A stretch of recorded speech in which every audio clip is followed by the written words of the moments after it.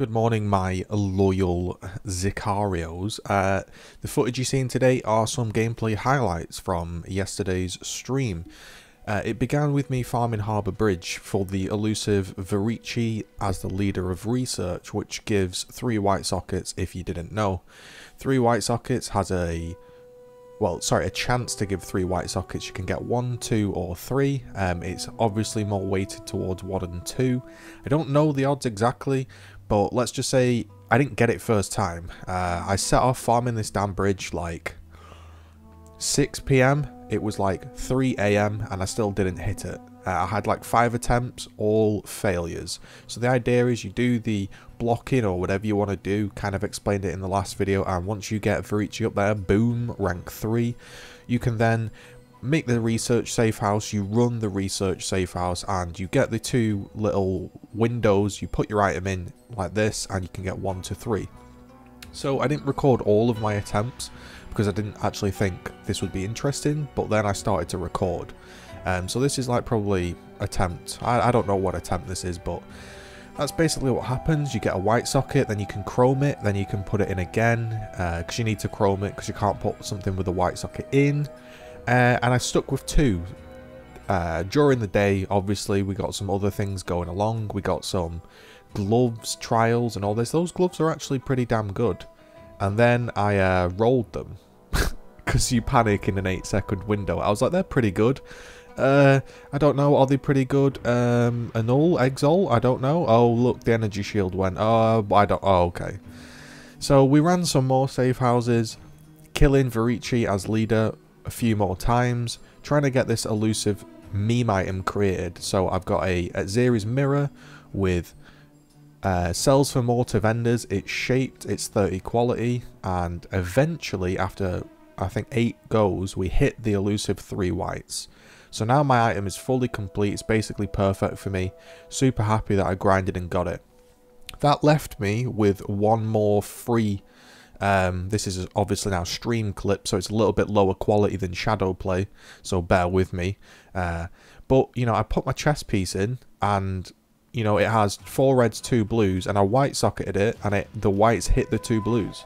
So now I have a 6 off Val Regalia, which was crazy. We finally created our 2nd lore weave of the league.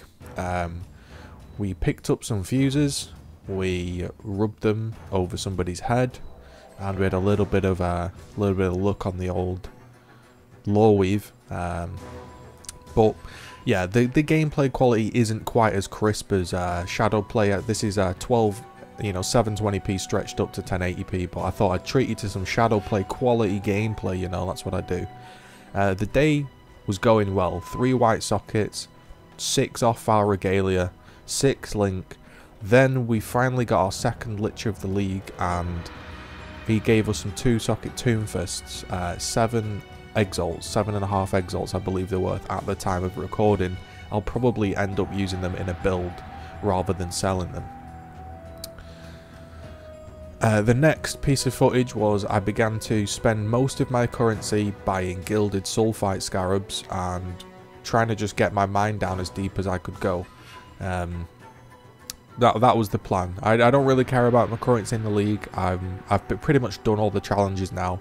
I need 1 more challenge, which I can do fairly simply. So now it just becomes have fun. So I'm using my currency to get loads of sulfite, or as much as I can. It's not technically worth it. You pay 30c for 1 Nico appearance in a tier 16 map. All 5 times he gave me 1 sulfite node, so I paid 150c for 5 sulfite nodes. Clearly not worth it. But I did get an exalt, so it did kind of end up paying for itself, but at the same time, really not that worth it. If it always gave 3, maybe. But occasionally you get 2, but most of the time you seem to get 1, and I think that's kind of rubbish that a gilded sulfite scarab gives 1 Nico node in a tier 16, which is a shame, and I think that should be changed, but probably somebody would cry that it's overpowered or something. I don't know. So, you know, that was us. We were doing some delving, and I enjoyed delving a lot, and I'm going to carry on doing it.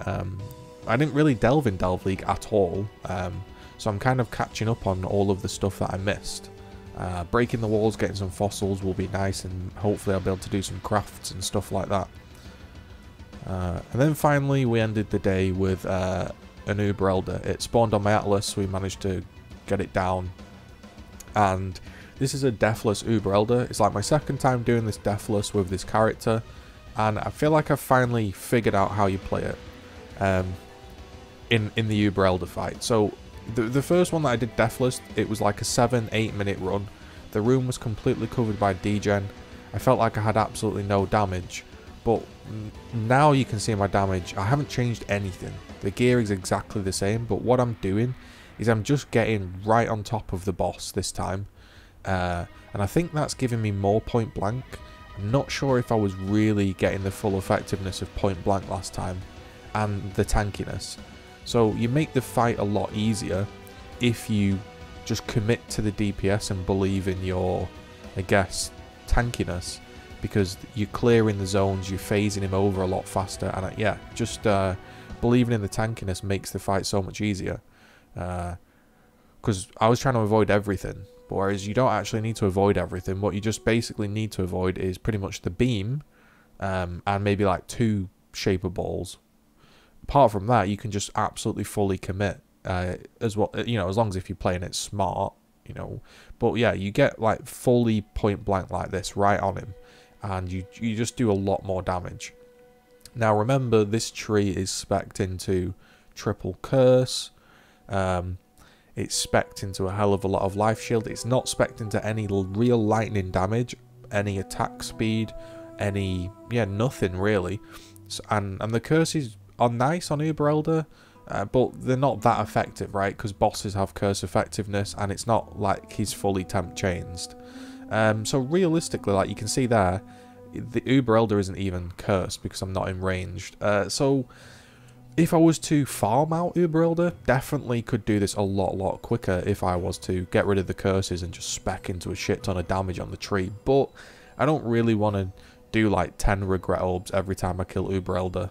I just like having the tankiness in maps. I don't mind killing him a little bit slower for some added safety in maps, because, you know, as I've chatted about in my last video, I haven't actually died in maps, basically. The build is pretty much deathless everywhere. It's been like my favourite build I've played in a long time. It's one of those, do you know where you find a build that like suits you and how you like to play the game? This is like great for me. It's got quite a lot of damage if I want. It hasn't got insane damage, but it's got enough damage, but it's got that real tankiness where it just like feels good to play. You're not like worried about, you know, it's kind of like the juggernaut of the lab world. You're not really worried about tanking too much. Like there, you can just sit and take it and just fucking keep on going and dealing out the damage, eating the beam, eating the slaps, sitting on this degen. It's like whatever, man, like just go for it. So that was my day. 6 link, 3 white sockets, 6 off, 2 socket Tomb Fists, deathless Uber Elder. Yesterday was a really enjoyable day, and thank you for the continued support and viewership. I will catch you later. Hopefully you have a great day. I'll see you in a bit. Peace out.